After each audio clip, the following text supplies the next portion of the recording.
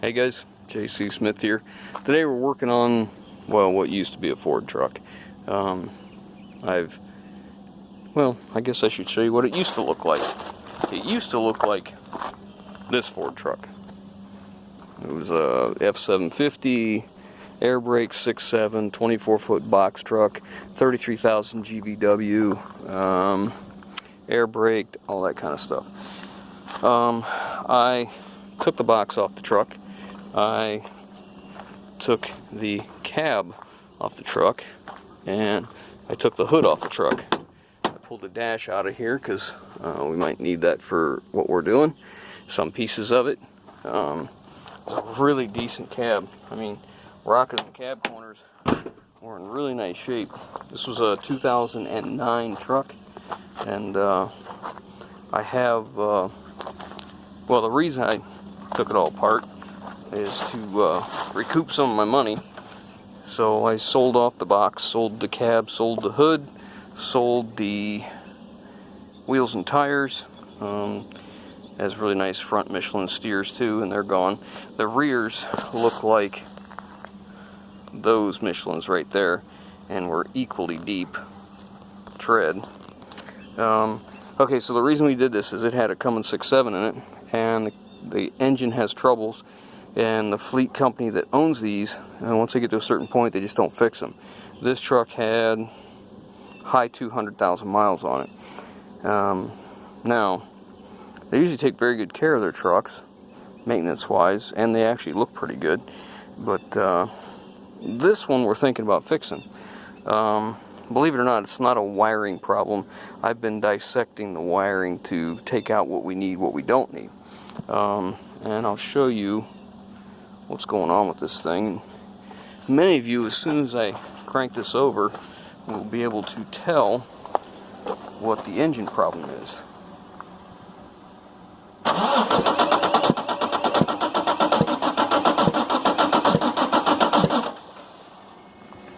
Okay. So if you can't tell what that is, maybe this will help.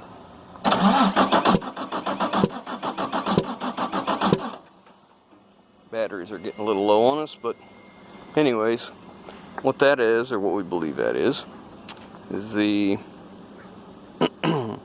intake valve is either stuck open, dropped a valve, something like that. Something on the intake has gone wrong in one of the cylinders. So what I'm going to do, and I don't know if we'll video this, we'll see if anybody's interested, we're going to take the head off, take the valve cover off first, and get a look and see what we can see underneath it with a visual inspection and find out which cylinder it is. The ECM is on this, so we don't need the rest of the truck. We can make this run just by sorting out a few wires that we need. Like we need, there's one in here for key on, there's one for ignition, there's one for the throttle pedal, which I'm guessing are going to be these two pairs, because your throttle is drive-by wire, and it's going to use at least two, I think it's two twisted triple lines. So there's 3 wires in there twisted together, so you don't get a false reading on a throttle and it go full throttle and take off. It has to have at least 2 readings that correlate. So what they're looking at, and a lot of them they use on your pedal, it goes from 0 volts to 5 volts, and then the other line will go from 5 volts to 0 volts. So it's always comparing them, and they're not the same. So anyways, we have to find that. One will be probably a tax signal, maybe, vehicle speed, check engine light, engine warning, engine stop light, oil pressure, coolant temperature, so on and so forth. So we have to dissect all the ones we need. We're going to take them out of this connector, and then what I'd like to do is take it apart, find out what's going on, put it back together if it's savable, and then start it. Well, actually, I want to start it before we do this. I want to make this standalone where I can add power where I need to, put the throttle pedal on, hook it up, all that kind of stuff, and get it to start. And then I want to start it with the valve cover off so I can see what's going on, if we can get this. So that's where we're going. So guys, stick around, look for the next video. Maybe I'll get this all figured out. I know that someone makes a standalone harness that takes care of all this, but you know me, I'm not going to go pay for something where we have it right here and it takes a little bit of time. So I kept the throttle pedal out of the other truck. So let's see, where's the throttle pedal? Where is the throttle pedal? It's here somewhere. There it is. There it is. Okay, so you see all those pins in there. So we're going to use this so we can start it. Now I kept the dash, but here's a lot of the wiring that is used. Well, I don't need all that. I don't want all that. So we're going to take out just what we need. In true fashion, the way I do things, I want it done right, but I want it to be as inexpensive as possible. So anyways, that's where we're at. So look forward to this. Let's see if I can get this thing running without all the other crap from that dash. I just want to isolate what I need, and it can be done. People do this every day, so this isn't anything spectacular. It's just going to take me some time figuring it out. So just so anybody knows, I have the Cummins wiring harness. You get right from Cummins Quick Serve. Put your serial number in, you can get a wiring harness for any Cummins, up to so many. So anyways, catch you on the next one. Another quick thing we do when I've got an engine that's out exposed to the weather and I don't want it to get wet, I'll put 2 layers of plastic over it, and I'll drape a chain around it, because the chain's heavy enough, it holds it down, and it's better than putting blocks and stuff on, because I can, like this, I can wrap it around the air intake, lay it up here, drag it over so that I can manipulate it the way I want.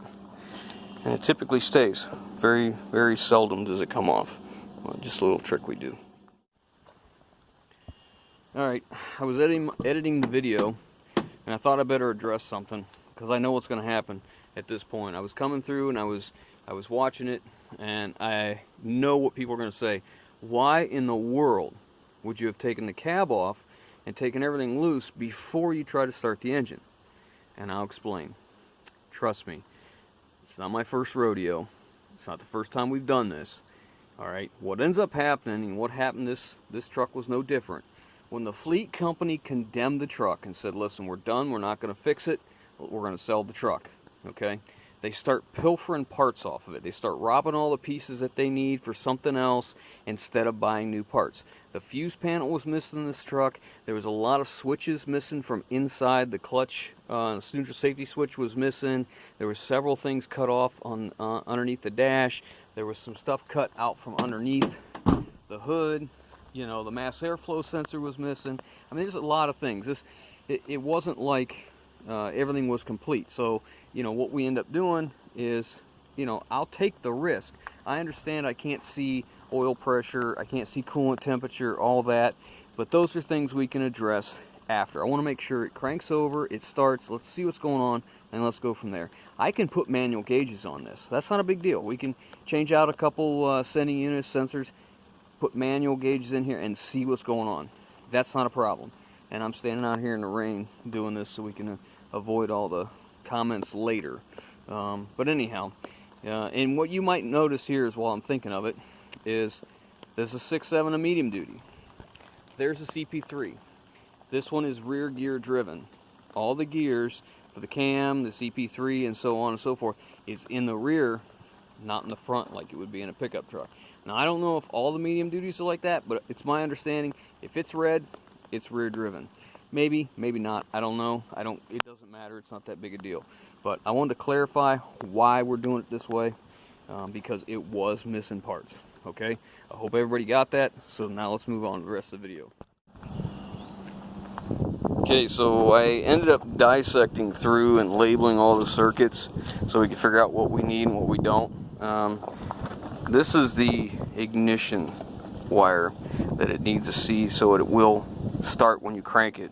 The starting circuit is solely taken care of by the OEM, it's called, by Ford, or whatever manufacturer they put the engine in.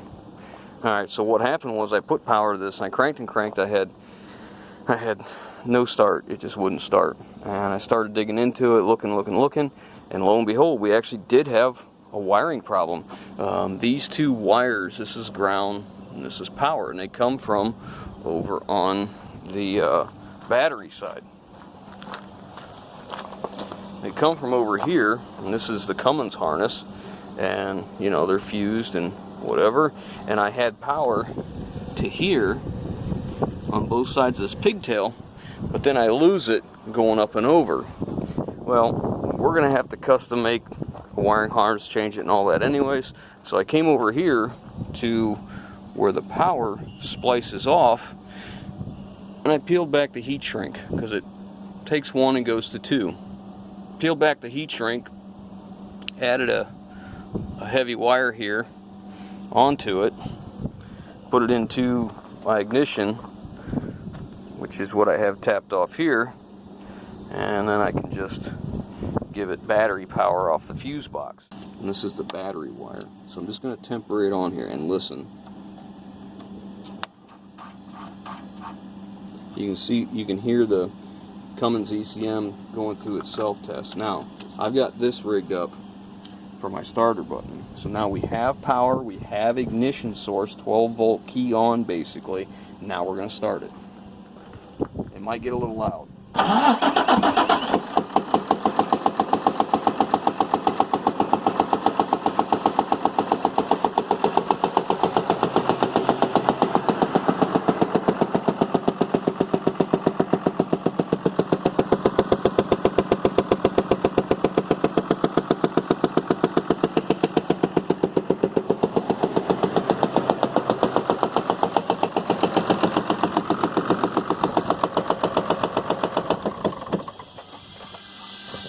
Hey, we're building air pressure.